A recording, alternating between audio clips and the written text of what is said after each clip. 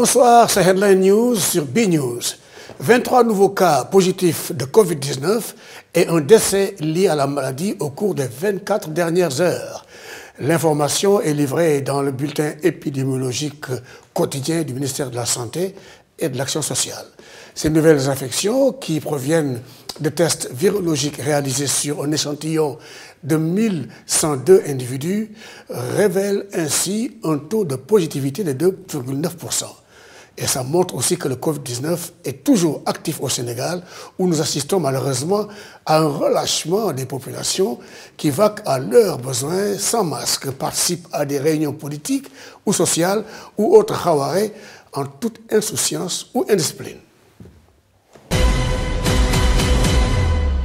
Le mouvement de défense de la démocratie, M22, va présenter cet après-midi son mémorandum sur les événements survenus au mois de février et de mars 2021 au Sénégal. Ce sera au cours d'une conférence de presse prévue à partir de 15h30 au City Business de Dakar, en présence de tous les membres du mouvement. Le porte-parole du Khalife général des Mourides, Serigne Bassirou Mbacké Abdou Khadre, va procéder le 10 juin prochain à la pose de la première pierre d'une mosquée au quartier Carrière de Thiès.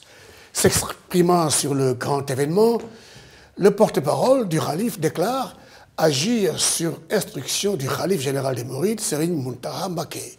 La mosquée est offerte par Serigne Dame Ndiaye, un fidèle mouride, en l'honneur de Serigne Touba, a-t-il ajouté. Il s'agira d'un édifice constitué d'une mosquée R+1 pour les hommes et d'une autre mosquée R+1 pour les femmes. Il sera aussi équipé d'une salle de conférence et d'une bibliothèque pour vulgariser et diffuser les enseignements de Serigne Touba. Encore une crise de gouvernance au Mali voisin, 9 mois seulement après le renversement de Ibrahim Boubacar Keïta par un groupe de militaires. Cette même junte refait surface et fait parler d'elle. En effet, mécontent du dernier remaniement du gouvernement de Mokhtar Ouane, un groupe de soldats a conduit Manu Militari, le président de la transition, ainsi que son premier ministre, au camp militaire Sundiata Keïta de Kati, la ville garnison. Le point avec Mokhtar Bari, depuis Branco.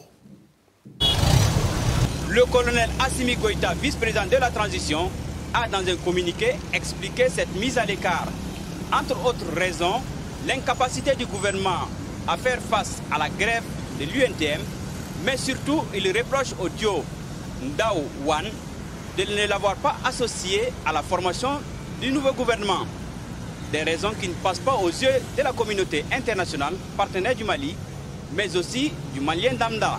Bon, c'est une situation vraiment que nous observons quand même et que nous suivons de très près.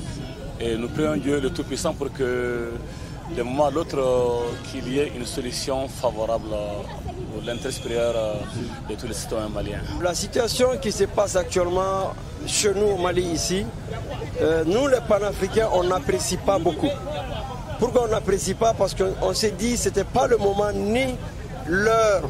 L'heure actuellement c'est à l'unité africaine. Mais si le Mali même n'arrive même pas à s'unir, nous on pense que c'est vraiment un peu désolant et nous demandons aux militaires aujourd'hui de revoir, parce que nous ne voulons plus avoir un coup d'État chez nous, nous ne voulons plus avoir de troubles dans le pays. Ceux qui se tirent aujourd'hui pour le pouvoir, je dirais qu'ils pensent au pays. Et comme Mouroubou Keïta le disait, il disait le premier est sacrifié et le dernier servi. Il faut que chacun de nous essaie de penser à ça. Il ne faut pas que nous pensions tous à avoir le pouvoir. Il ne faut pas que nous pensions tous à avoir une gain de cause. Il ne faut pas que nous pensions tous à avoir des belles villas, des belles voitures, des postes. Il faut que nous pensions à développer ces pays. Il règne un calme précaire dans la ville de Bamako.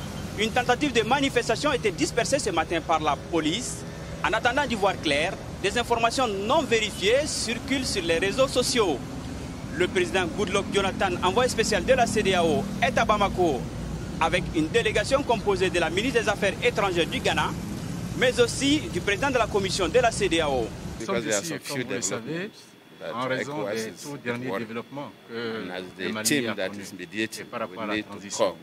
Donc nous avons estimé qu'il était très important de de nous rendre ici en tant que médiateur pour écouter les différentes parties. À cette étape précise, nous ne pouvons rien dire de définitif à la presse. Nous allons d'abord nous entretenir avec les militaires, avec la société civile, avec les autres forces vives de la nation pour savoir de quoi retourne la situation concrètement. Et c'est seulement après cela qu'on pourra s'entretenir avec la presse. Mokhtar Bari pour VOA Afrique, Bamako. Voilà, c'est tout pour Headline News. Restez sur BNews International car l'info y continue. Au revoir.